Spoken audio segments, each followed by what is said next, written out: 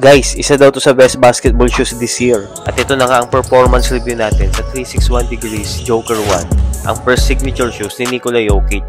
Unahin natin yung design. Synthetic uppers and leather materials yung ginamit niya. At akala ko may kabigatan pero hindi. Sobrang gaan itong sapatos na to. Kaya kahit anong position mo sa court, swak na swak to.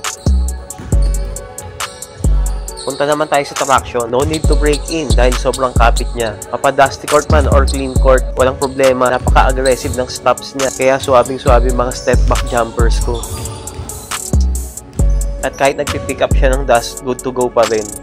Sa cushioning naman, full length quick CQ Tech yung ginamit. Kaya super bouncy and responsive nito. Kaya kung ikaw yung tipong nagdadunk, sobrang magugustuhan mo to. At syempre, yung support and fit. May dual TPU system siya. Kaya napaka-stable at solid ang lockdown niya. Narrow footers can go through to size. Pero kung wide footer ka, need mo mag-add size up.